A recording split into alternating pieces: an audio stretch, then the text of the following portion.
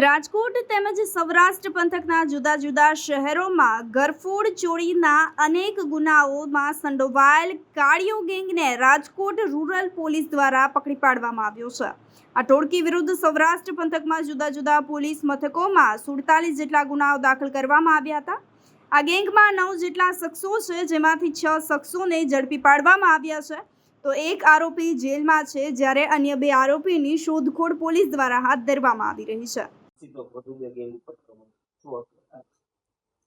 રાજકોટ ગ્રામ્ય જિલ્લામાં માનનીય નાયબ પોલીસ મહાનિરીક્ષક શ્રી નિલેપભાઈ સાહેબના માર્ગદર્શન હેઠળ કાળિયો ગેંગ જો લાંબા સમયથી રાજકોટ અને આજુબાજુના સૌરાષ્ટ્રના અન્ય જિલ્લાઓમાં પ્રોપર્ટી ઓફેન્સ અને અન્ય ગુનાઓમાં સંડોવાયેલી હતી, એના વિરુદ્ધમાં ગુજસી ટોક હેઠળ ગુના દાખલ કરવામાં આવ્યો છે।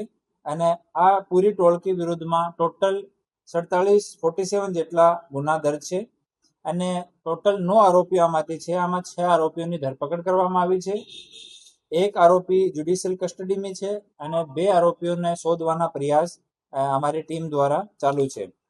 આમાં જો મેન ટોળકીનો મુખ્ય લીડર છે રણજીત ઉર્ફે રાહુલ ઉર્ફે કરો ઉર્ફે કાળિયો, એના વિરુદ્ધમાં ટોટલ 29 ગુના રજીસ્ટર્ડ છે।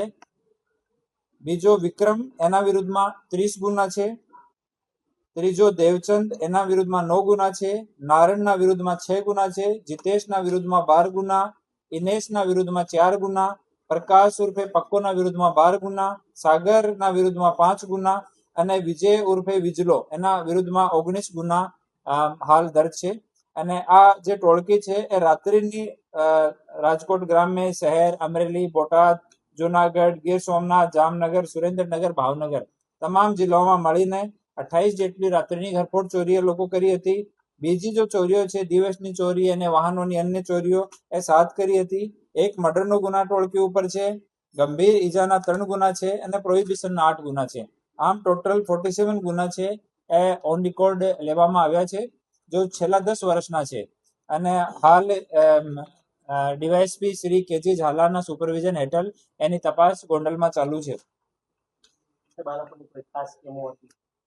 રાત્રિની ઘરફોડ કરતા હતા તમામ લોકોનો ગ્રુપ છે અને પોતાના રિશ્તેદારને જ પોતાની ટોળકીમાં રાખે છે અને વગર રેકી વગેરે લોકો ચોરી કરવા વાળા છે, એ ડાયરેક્ટ જાય, બંધ મકાન મળે અને ત્યાં તુરંત તોડીને અને ચોરી કરતા હતા લોકો।